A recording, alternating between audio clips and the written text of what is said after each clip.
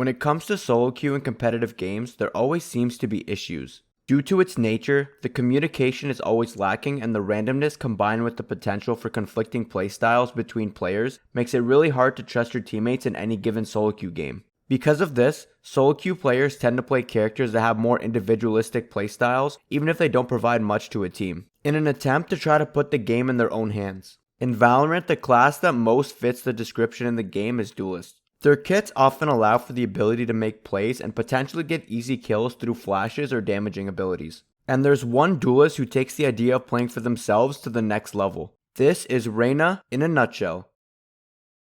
Reyna is a really popular agent whose actual strength is widely debated. When it comes to solo queue, she has one of the highest pick rates out of any agent in the game, while in pro play her pick rate is pretty mediocre.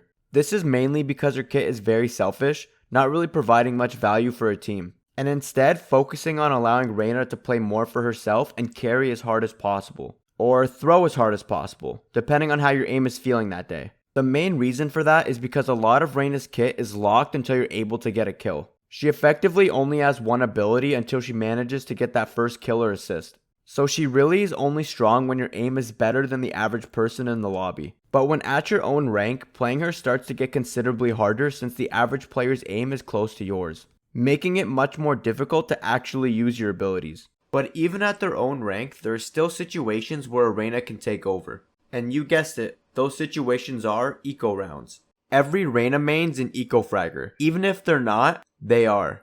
A Reyna will finish a game with over 20 kills and somehow all of them were on round 2. Even if you yourself are not usually an eco-fragger, something about locking this agent changes something in your brain. Almost like you can't help but risk it all to get 2 extra kills on rounds where you know you have a better weapon. And I'm not really sure what it is about Reyna's abilities that does this if I'm being honest. Speaking of abilities, Reyna's signature ability is her dismiss binded to E by default. She starts the round with 1 charge and can buy a second charge for 200 credits. These charges are also shared with her Q, but we'll talk about that later. This ability allows Reyna to become intangible for 2 seconds. While intangible, enemies can see her body, but she takes no damage. This ability is pretty much just a jet dash, except Reyna needs to get a kill first. It's great for allowing Reyna to play in really aggressive positions, get a kill, and then get out before she can get traded. The only problem is, you need to get a kill. If you're playing Reyna and your aim happens to be off that day, you're just gonna look like you're standing in the open and don't know how to play the game.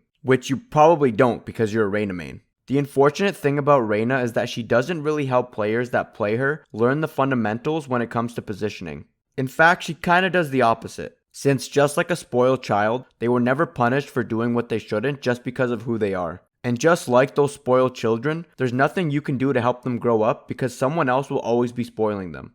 In real life, it's their parents who are just grown-up children themselves, and in Valorant, it's your throwing Reyna who keeps feeding the enemy Reyna. Reyna's second ability is her Devour, binded to Q by default. As I've said before, this ability's charges are shared by her Dismiss, so she has 1 charge for free, and she could buy a second one for 200 credits. This ability allows Reyna to heal off the soul of enemies that she just killed or got an assist on. She heals for a total of 100 HP, and any extra health is added as shield in the form of overheal up to 50 shield, and it lasts for 30 seconds before going away. This ability is the other big reason why Reyna can feel so strong, especially in lower elos where players don't know how to trade properly. A good Reyna can take advantage of weaker players by killing them to full heal herself. It's also never really a good idea to fight her alone, because if she manages to kill you in a gunfight and you think you did damage to her, no you didn't. And she can just heal off you while you're forced to just sit there for 1.5 seconds while you watch her full heal knowing there's nothing you can do about it. The biggest downside to this ability is that it attaches an umbilical cord to Reyna, telegraphing where she's standing, making it a lot easier for you to trade a kill on her. Combine that with the fact that she has to keep line of sight to heal, and you can be sure that she'll be in the open when you do peek her. The only problem is that even with every advantage I could possibly think of, the teammates I've seen somehow still find a way to lose the gunfight against her, giving her the second kill as well. And this is even more tilting when you manage to get some chip damage on her earlier in the round with either some wall bangs or some form of utility like a shock dart or grenade. Because of that, you're pretty much always going to be fighting Reyna when she's at full health, even if you manage to deal 120 damage to her that round. And they say teamwork makes the dream work. Reyna's last ability is her Leer, costing 250 credits per charge, and she can hold up to 2 charges per round. This is Reyna's Blind.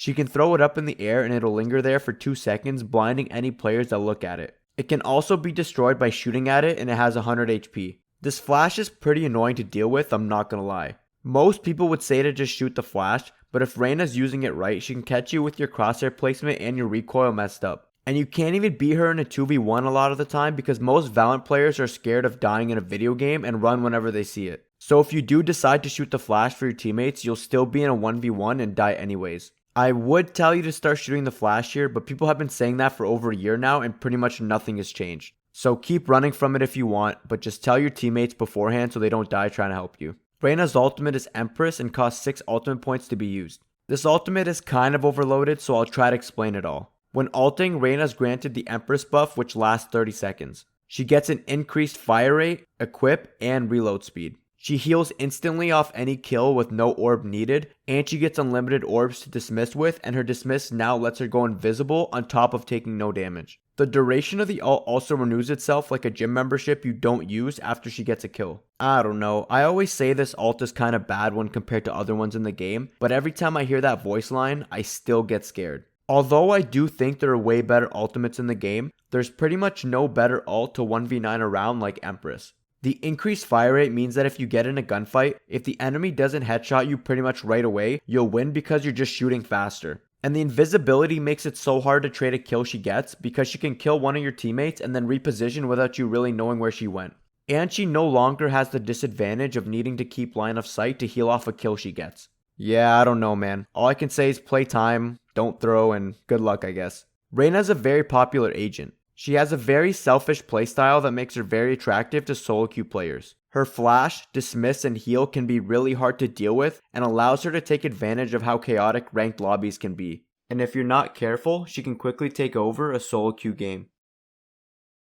Hey everyone, I hope you all enjoyed the video. If you did, don't forget to leave a like. If you have any suggestions for agents you want to see me talk about in this series, please leave a comment letting me know. As always, don't forget that I stream every Saturday at 10 AM EST on Twitch at twitch.tv/JitterzVal. Also, follow me on Twitter if you'd like. I post on there pretty often. And if you want to join my Discord community, there'll also be a link in the description for that as well. And finally, don't forget to subscribe for more Valorant related content.